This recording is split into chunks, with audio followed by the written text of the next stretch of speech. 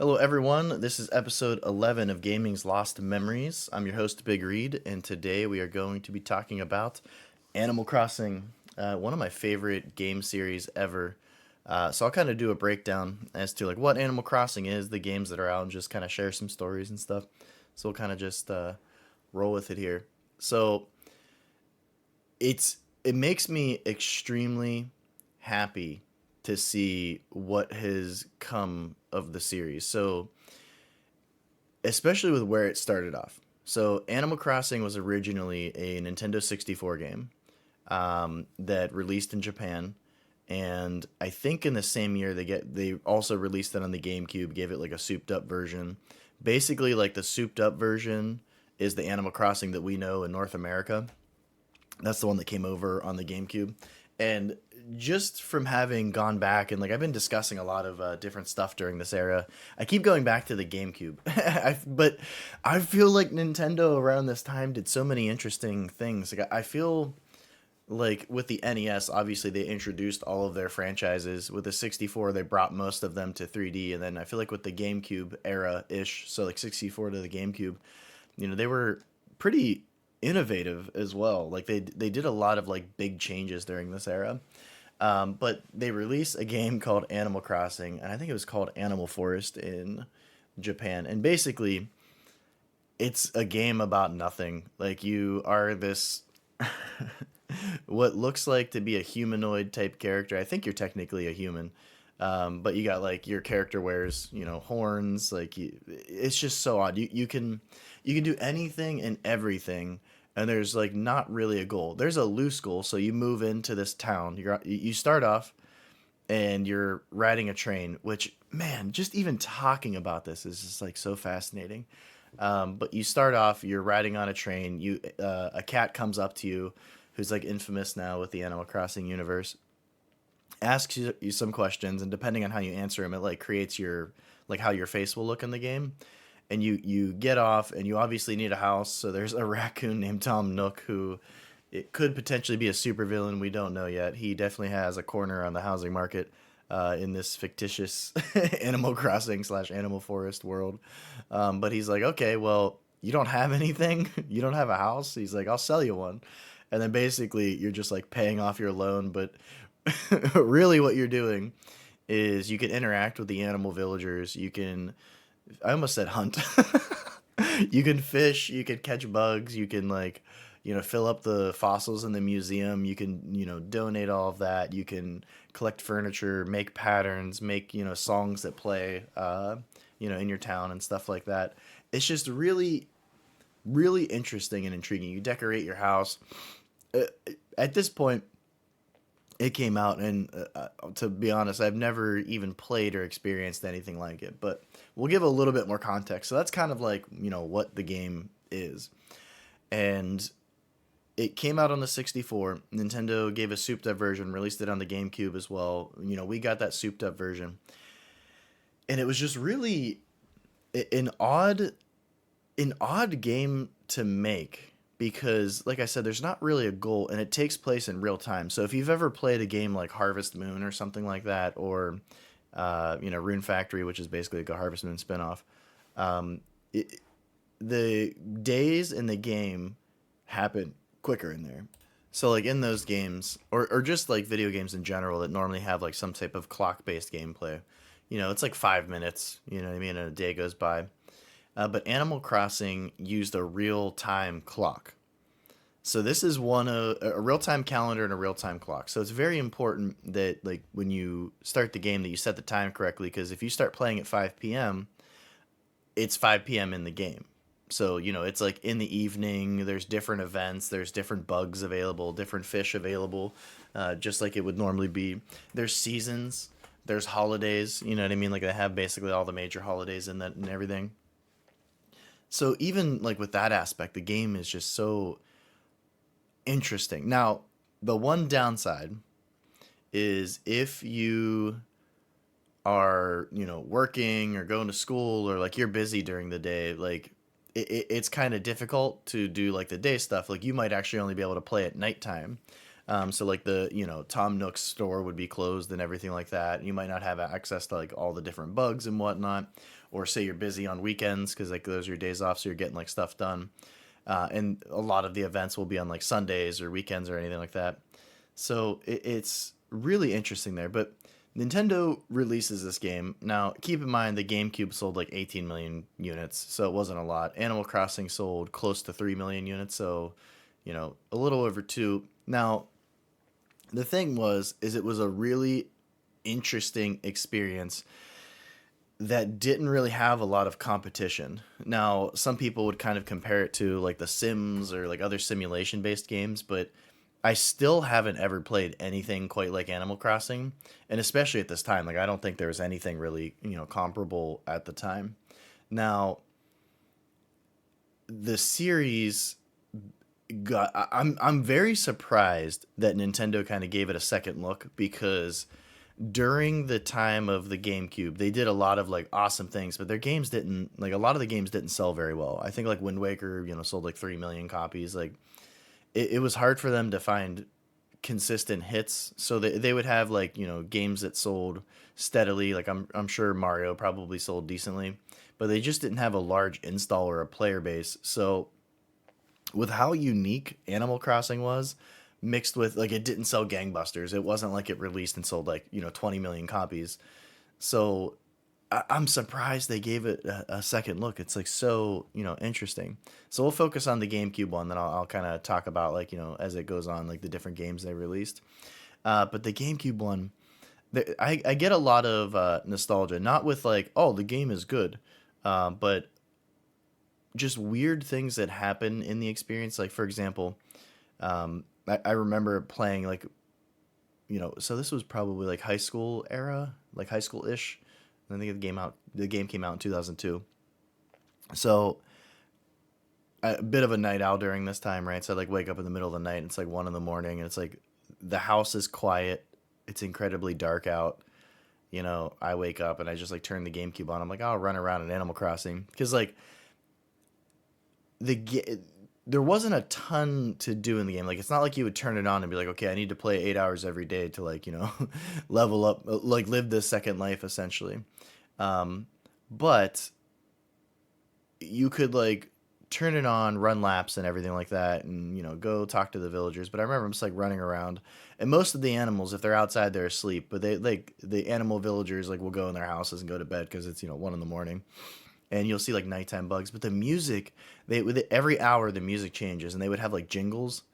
Like do yourself a favor and just go on YouTube and find like a Animal Crossing like the GameCube one, and just listen to the playlist and like you can go through it. But it's just like so like the nighttime music would be relaxing, the daytime music would be like just really interesting. Like there's like nothing quite like it. Like Nintendo did such an awesome job at making it feel like an experience and like really like bringing you into it because like even the music was just so like relaxing, you know what I mean? So like I'm playing at night and the music is very sparse because it's nighttime, and then all of a sudden I'm just like running around and like a chat bubble pops up and it's like no come this way, and I'm like whoa what the heck, and and then like as I'm moving around it's like no go down, and then like eventually you follow the voice prompts until you find a ghost, and the ghost is like oh my gosh I lost my wisps, like can you find them? So like you run around with a net and you collect the ghost wisps. It's just things like that. Like I had been playing the game for probably like a year at this point, or however long I've been playing the game, and then all of a sudden I fire it up in the middle of the night and there's just like a ghost character that you can do like events with and everything like that. So the game is like full of just surprises like that.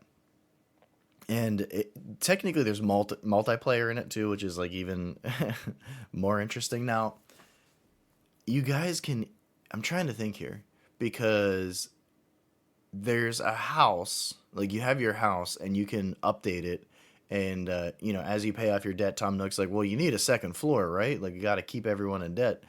So but you can like constantly upgrade your house. And I believe with the multiplayer, if I remember correctly, if you make a second character, you move into the same town, and then there's up to 4 houses that you can have in the village. You can't play at the same time from my memory. Like I don't think you could do it like in later iterations with the internet. But like where your house would be, there could be four like human character houses, and each of you can like do your own thing, decorate your own house.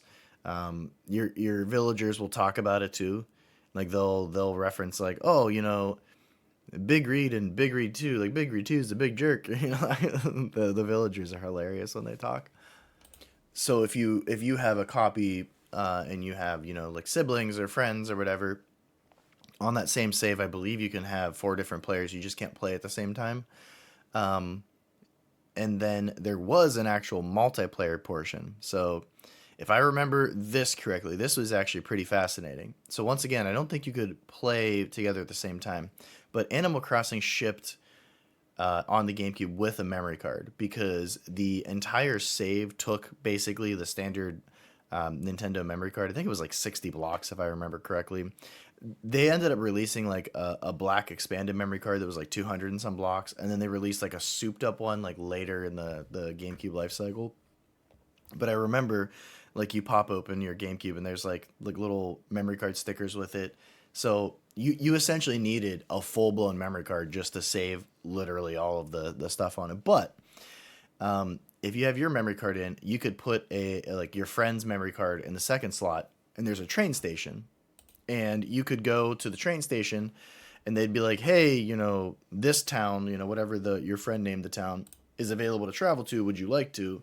And it's pretty cool because like you can just like you ride a train to their town, you can go talk to their villagers, do stuff in their town, go visit it and everything, like check everything out, which was a pretty fun experience. Here's the sad thing, if I remember this correctly too, because I had a villager named Aziz, and like he was my main man. Like I had Aziz from the day that I bought the game in the same village until like the GameCube, like until I went to the military basically. So that's kind of like when I stopped playing a lot of GameCube stuff. Is the new consoles eventually came out, but I think like by that time I was in basic training. I think when the Wii and the 360 launched. I'm trying to think because I think those came first, and then no, maybe the 360 launched first. So I think the Wii and PS3 had came out, and I was already in basic. But uh, long story short, Aziz was my dude. And I remember going to somebody else's village, and I don't know if this was even possible or if this was like some type of like crazy glitch, but what could happen is if you go to other people's villages, and I think you could control this in later games, but in the GameCube one, I don't think you had much control over it. Um, your villagers could move out, and new villagers could move in, and everything like that. Now, the good thing is that that provides like different depth. You get different villagers. Like it's pretty cool. You know what I mean? Like it makes it feel, the game feels alive, because when you turn the game off, like all of the events continue happening. So if you don't play for a few weeks, they're like, oh my gosh, I haven't seen you in a few weeks. Like this happened, this happened. Like the game progresses, regardless of, if you're logging in and playing it essentially. But villagers could move. So the bad thing is you could have a villager for a long time and lose them, like somebody that you really liked. And I don't think you could stop it in the GameCube version, because I remember having gone to, different, a few of my buddies who had GameCubes, like going to their towns and stuff like that. I just remember like I logged in one day and Aziz was straight up gone, and I had a letter. So the game's like really interesting. It did a lot with like letters then. And I know in more recent versions they switched to like a smartphone app, which is kind of like cute how they integrated that. But you wrote letters, like you would actually type up on a keyboard like a full blown letter, like you would write a letter on different like paper fonts you could get and everything like that. It was a really cool idea, very slow, but that was kind of the name of the game with Animal Crossing. It's like a slow, fun experience. Like you play it to chill out. You know what I mean? You're not playing it like, oh my gosh, I gotta write 10 letters. You're just like, I feel like writing a letter right now, or I want to go catch a cricket, or I want to go to the museum. It's like you explain it to people, especially during that time, and they're like, wait, what? And they're playing like Grand Theft Auto, and they're like, yeah, I just completed this mission or stole this car, or like shot some people, and I'm like, I paid off my mortgage and cut grasshoppers. But Aziz moved. I think I remember the culprit, a gentleman by the name of Thunder Sheep. But I believe he moved there, and so what would happen is because the memory cards are in there. I think what it does is it transfers the file over, so that way when the other person takes their memory card, goes and puts it back into their GameCube, like in a couple of days, the villagers can like switch and move and everything like that. But I just remember like not getting notified. It was like I log in one day and I'm like, oh, wait a minute, where's Aziz? And then I read that letter and he's like, it was time for me to leave. I'm like, what? He just like left. Here's the craziest thing too. I believe he either ended up leaving my friend's village or like my friend just didn't play it for a while, like whatever. And I just remember like running around one time just randomly in the game, like probably like a year later, like it was so far after that I had like completely like moved on and forgotten about it. And I'm like running, and the way that the game works is on the GameCube, it wasn't fully like open world. So there were like little rectangular sections, or I guess square technically, but like square sections. And then when you run right, the camera pans over. You run left, the camera pans over. So like you can only be in like certain parts of the village at one time. Just kind of like the way that it worked. But I remember I'm like running around and I stop and I'm like, Aziz, oh my god! And I like run over to him and I'm like talking to him and I remember this, but I don't know if this was like a glitch or like he was stuck on the GameCube's RAM or something like that. And I'll explain that in a second too. Because he was just like talking to me and he's like, oh yeah, I was just like traveling around, how you doing? And he didn't live in my friend's town anymore. So I'm like, what is happening here? Like I never looked it up if that was like something that just happened. Like every once in a while they'll just like revisit you, but I'm pretty sure he wasn't in my friend's town anymore, which caused us to be like, what the heck is going on here? But I just remember like running back into him and it was like running into an old friend. You're just like, oh my gosh, like there is my old villager. But yeah, he's like I think the only one during that time that I like really was impacted by. Because like you talk to your villagers, like you can do not missions. Oh my god, I almost called it missions. Like tasks they'll give you. They're like, hey, can you give this item to this other villager? Like if they need help. Like it's just like there's always something to do, but it's always chill. Another thing that was really cool. So like there's furniture sets and there's like a happy room association or something like that, and you can decorate your house, right? So wallpaper, you can make your own wallpapers too, carpets, things like that. But there's like sets, you know what I mean? There's like the modern set where it's all black and white. I think I always like that one the most. And it's kind of funny because like that's how I like stuff that looks like that in general, not necessarily like square patterns, but just like simple designs like that. That's kind of like the comforter I have on my bed now. It's like you just see it and you're like, yep, that looks like a dude comforter. um, but then they would like rate your room and everything like that and send you scores. So that was all pretty cool. But here's one of the most interesting things: Nintendo put ROMs, NES ROMs, in the game. So the game itself was really small, like unbelievably small. So since it was a 64 game, I believe if I remember correctly, that the Nintendo 64, the cartridges when it launched were 64 megabytes of data. Which, if you freaking, and I'm sorry for saying that, but if you go back and play some of the Nintendo 64 games, and if that's true, if it's only 64 megabytes, how did they fit some of this stuff on there? Like Ocarina of Time, Mario 64, like how did they do it? You know what I mean? Like they ended up releasing like a RAM expansion pack for certain games.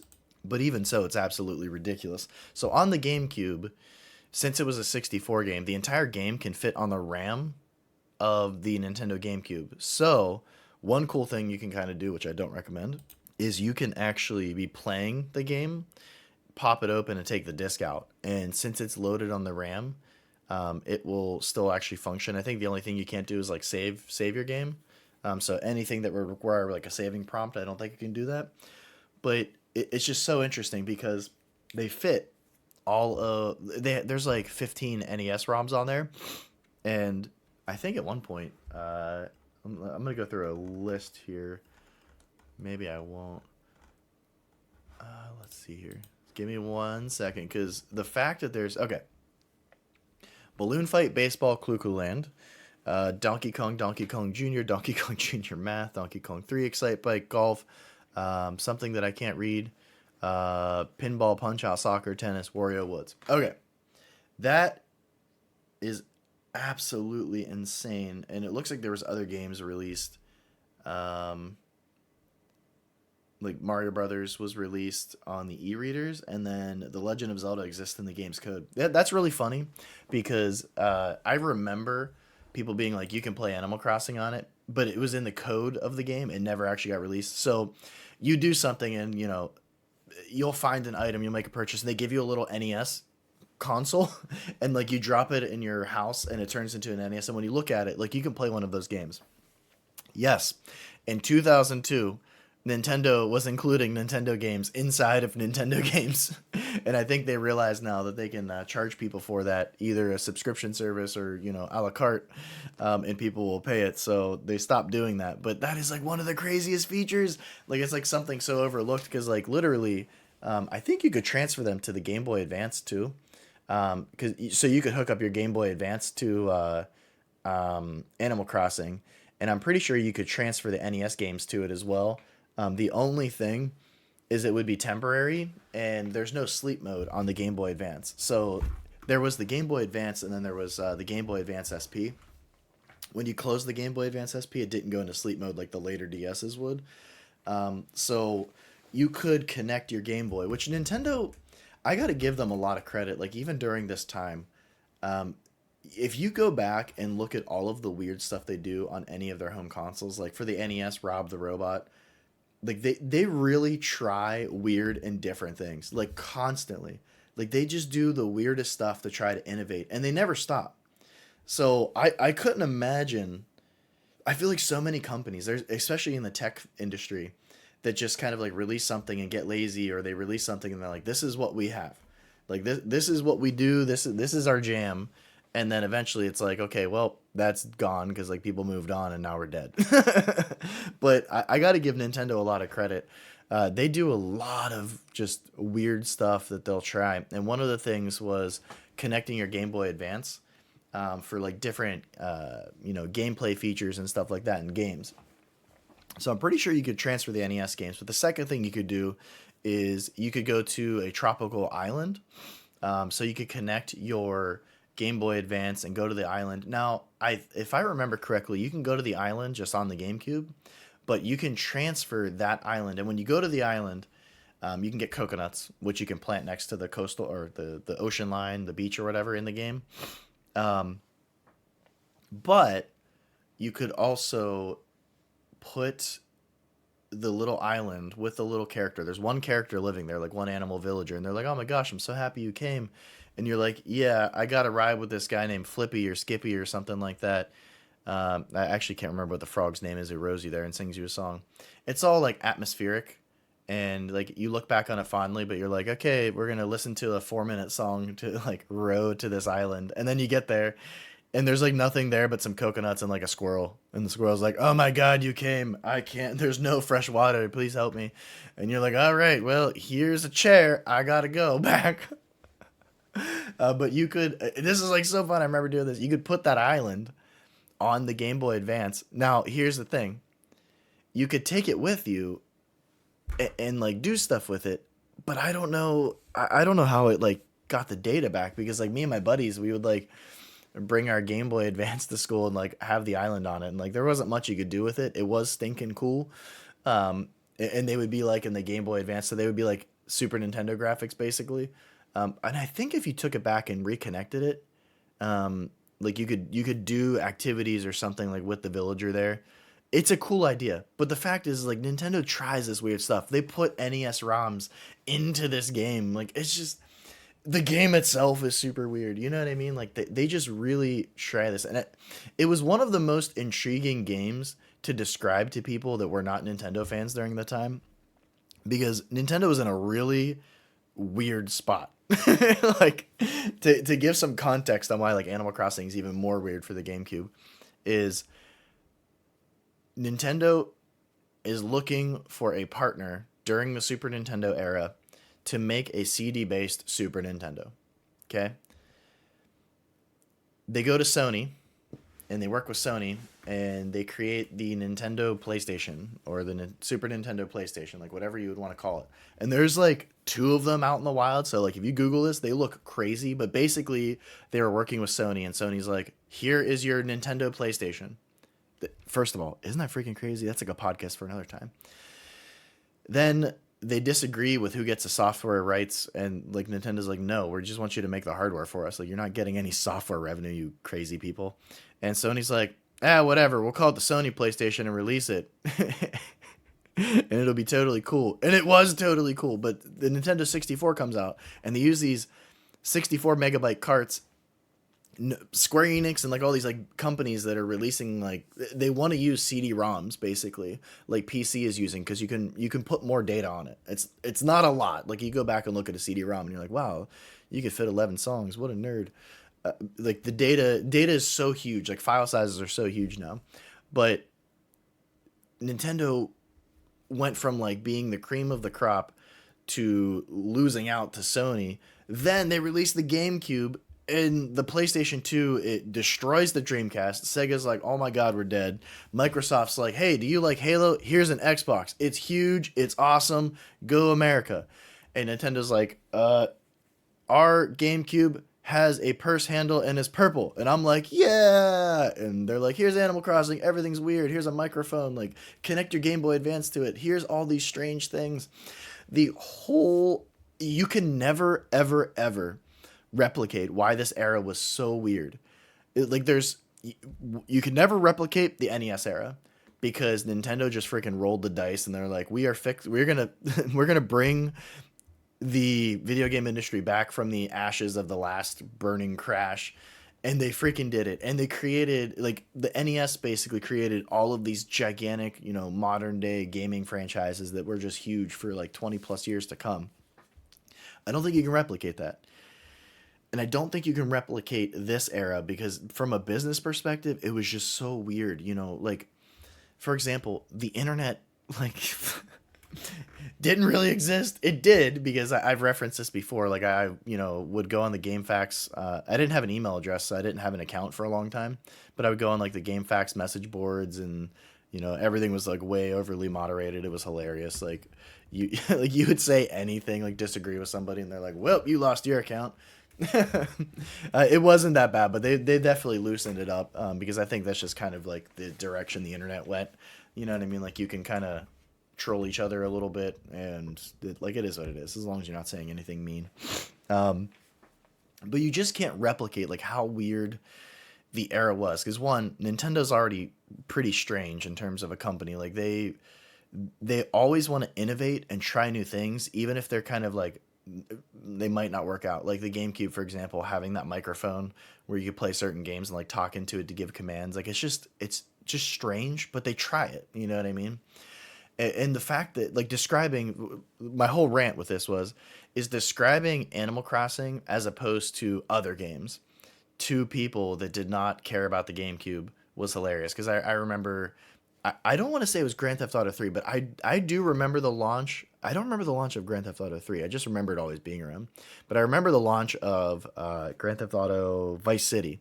Now, I did not have a PS2 at the time, and I can respect Grand Theft Auto, and I think like the series is really cool. But it's just not something like that I'm like super into. But I remember it coming out, and like literally people calling off of school and not showing up, which was like so hilarious because like all of like the guys in my grade were just like 20 people were gone, which for my graduating class was like a third of everybody. It was probably even like more because it's probably like half of the male population just didn't show up. But I remember like somebody describing that, I was like, nah, I was like playing Animal Crossing and like, what do you do? And I'm like, well, even when you're not playing, like the game is happening and like it runs on like a real world clock and like you do all this. And they're like, what? I'm like, I know. Like that part is still absolutely crazy to me. Just like with the technology, because it's different now, but like at the time it was just like you're running on a real world clock and the game like functions. It will progress. Like when you log back in, it's like, hey, here's all the stuff that happened.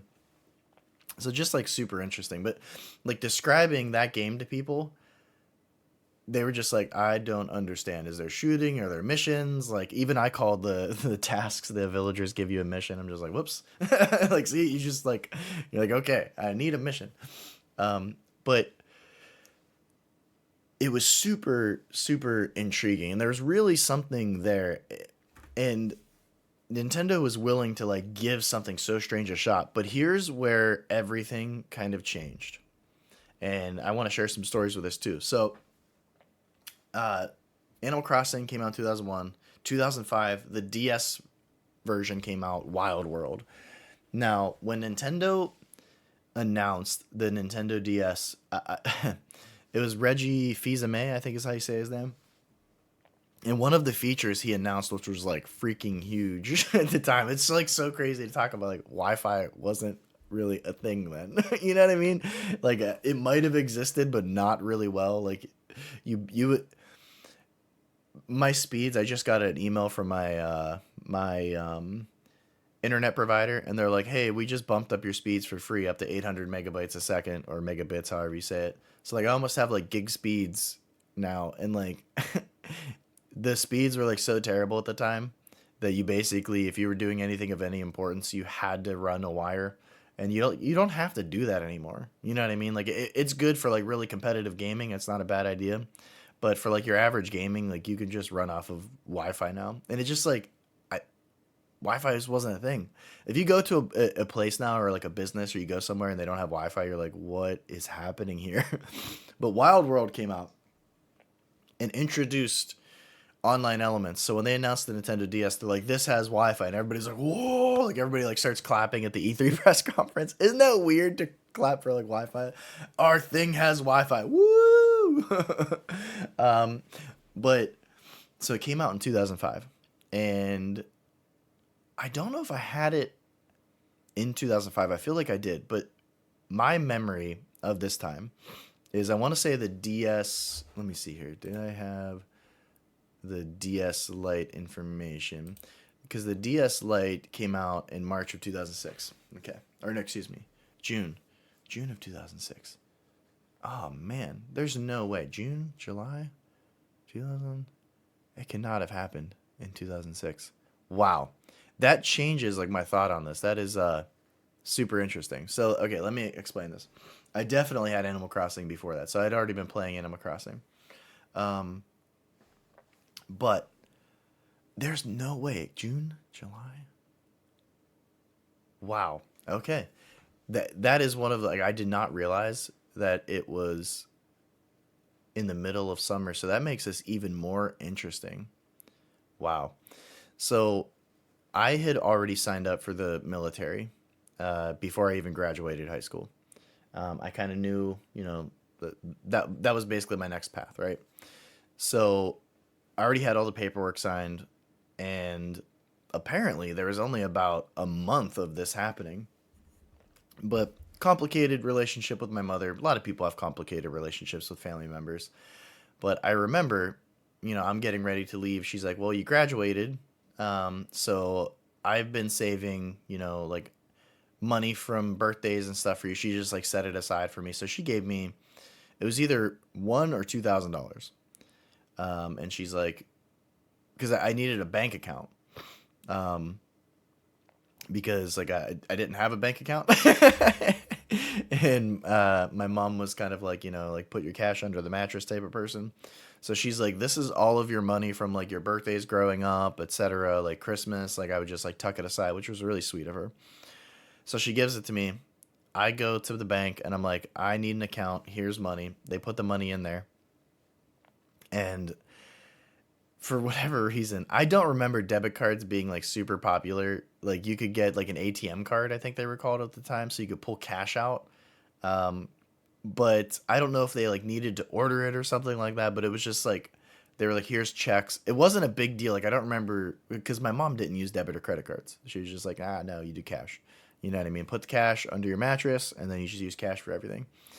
So I needed a bank account so, the Army could deposit money, when I went to basic training and everything like that. And I left at the end of July of that year of 2006. So I graduated, and I guess I had maybe like 2 months, maybe a month and a half to 2 months. And here's like my memory of Animal Crossing right before this, and with the Nintendo DS Lite. The DS Lite came out, and I'm like, wow, this is awesome because I loved my regular Nintendo DS, and I just remember my mom being like, well, you have that money. She's like, why don't you go and like pick one up? And I'm like, huh. I guess I could. I wasn't used to having money. And of course, I had to write checks because they gave me checks and I didn't have an ATM or a debit card. And they give you those, like, if you ever open a new account, they give you checks and there's like maybe like 10 or 20 of them. And they're not like, they don't have your full information on it. It's just you have to order real checks basically after these are done. And they were Winnie the Pooh slash like Disney ones too, which is even more hilarious. Like I don't know why they gave me those ones. I refused to believe that I had a choice, or I was being a smart butt and picked that one, which is hilarious.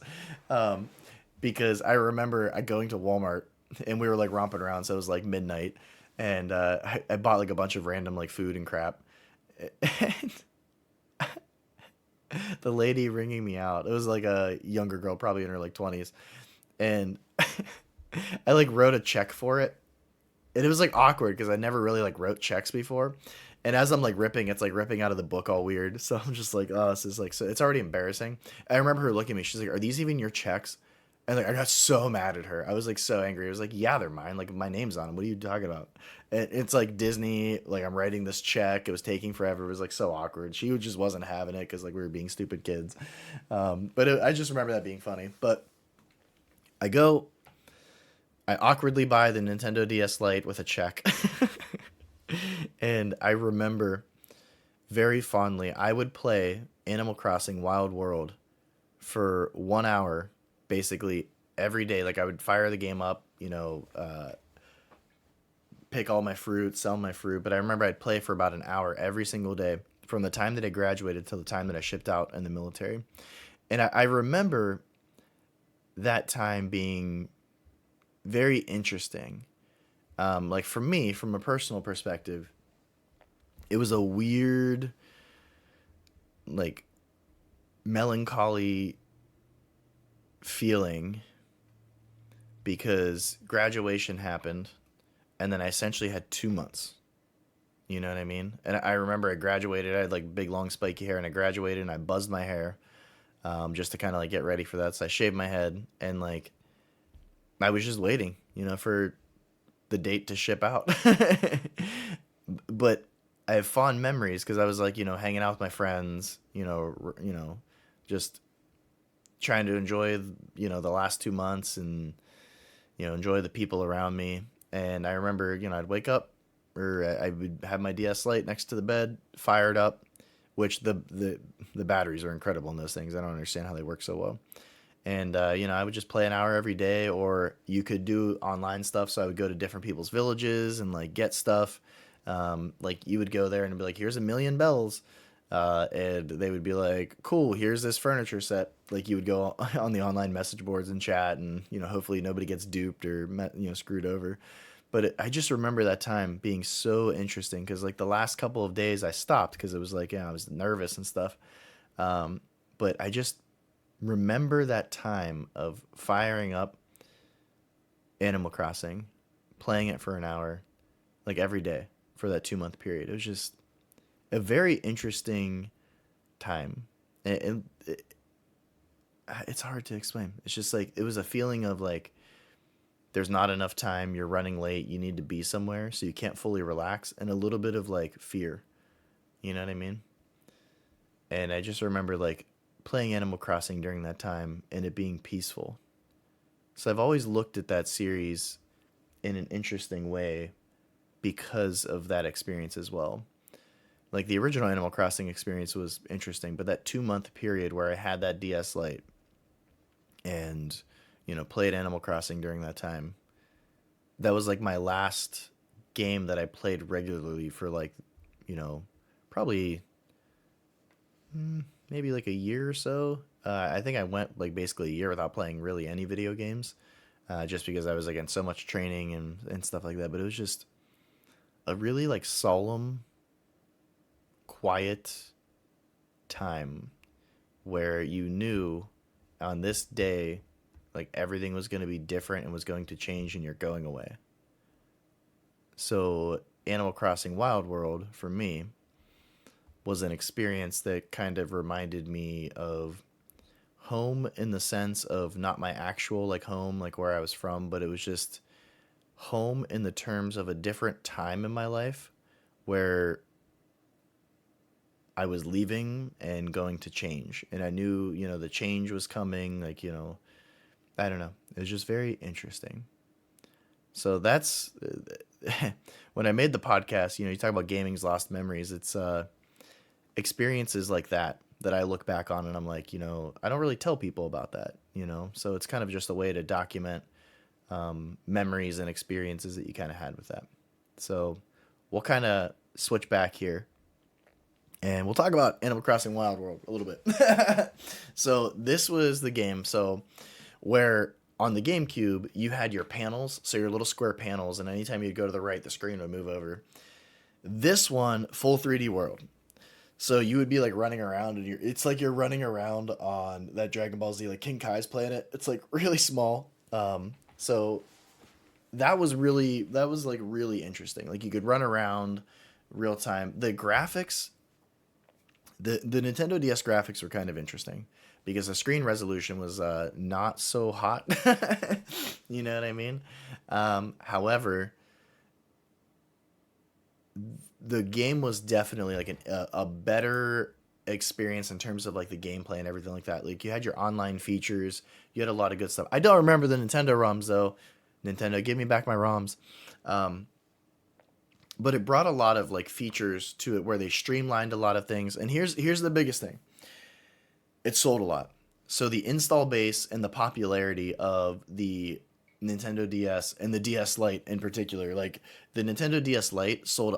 The Nintendo DS Lite is one of the best selling consoles of all time, not counting the other DSs roped in with it. It sold like 100 million copies. Like it had the brighter screens, the better design. Like it was just such an awesome little console. Still like one of the coolest designs. The only thing that I would say is like not so great is the buttons went from like pushy buttons instead of clicky. I prefer the clicky buttons that they used on the other DS models, and they pretty much use on everything else. Like even I'm touching my Switch now. Like the Switch has like the clickies. So that was like the only thing you had to like push it in a little bit more. But the original Animal Crossing, we said 2.71 million copies. Animal Crossing Wild World, almost 12 million copies. So that was critical for the franchise because what it showcased was if the game is there, if you have a really solid title, um, this game can sell because not only does it appeal to like your average like like me gamer, like your more stereotypical majority as you would expect, but the series also appealed to female gamers as well. So that's something like that Nintendo commented on, especially with later iterations, is it's a game that like females feel comfortable purchasing as well. Um, and it's kind of like not your standard game. So like your standard video game formula is completing missions, fighting bosses. Like you go back to NES, and like every game follows this pattern. Go right, fighting enemies, then you fight a boss. Generally like combat, like you're using whips or blasters or something like that. And this is like a completely different experience. It's a lot more chill. Like there's not really like your stereotypical gaming elements to it. So it appeals to a much wider audience. But Animal Crossing Wild World showed not only the gaming industry but Nintendo as well that there is definitely something here. So I really liked that game and it brought a lot to it. And I think Nintendo built upon it. Now here's where it gets weird. Animal Crossing City Folk, that one came out on the Nintendo Wii, and this game is kind of interesting because it's probably this is gonna sound tough to say because I don't know if you count the side games. I personally don't like. So when we're talking about this, we're just talking about the main ones. There's 1, 2, 3, 4. There's 5 of them. I didn't like City Folk, and it was kind of funny because like one of my buddies, like, if we're just like hanging out and I'm gaming or something, and I'm like we're just shooting the breeze, and I don't want to play something where I have to pay attention to it. I would fire up City Folk on the Wii, and I would do the same thing. I would run around, do like 3 things. And it had a city/town that you could go to, so you could like get on the, it might have been a bus. It was a bus or train on this one. But you could get on there and you could travel to the city where there's different vendors and everything like that. Go there, talk to them. It just didn't feel like, I don't know. It didn't feel like the original Animal Crossing or Wild World up until this point, where there was so much charm and so much like content packed into the games, where they felt in the previous two iterations, it felt more like an experience that really roped you in. Now that one sold more similar to the original Animal Crossing, like 3 million copies, which is really surprising because the Wii had a huge install base. So the DS kind of showed, and the portable game market too. Nintendo just after the DS Lite release, they just like we're like this is our space. You know what I mean? Sony can release a PSP or a Vita, but it's just we'll crush anything out there. Also in Japan, the portable gaming market during this time, it just trumped the consoles. Like if you could release a really good portable console, like they would rather play that just because of commutes and everything like that. It's just like a different culture. Where North America, it's more of like the home consoles. We had a huge install base. The game didn't sell well compared to the install base. Like it barely beat out the original Animal Crossing, which had 1/5 of the install base. So that was kind of interesting. But I also think the game didn't feel like Animal Crossing, where it brings you in with its charm and like it ropes you in. Here's where it starts getting crazy. Animal Crossing New Leaf on the 3DS, freaking love that game. Like 10 out of 10. Oh my god, you're the mayor in that version, and that roped me back in. That kind of showed me that yes, this is still a really solid franchise. Also sold really well, so another like 13 million copies, sold once again on the portable game market. But I would argue you could say that New Leaf is like overall like one of the best experiences out of all of them. So that one was like really awesome too. Now here's where it gets redonkulous, and this is where I think Animal Crossing now is probably going to be a staple for Nintendo.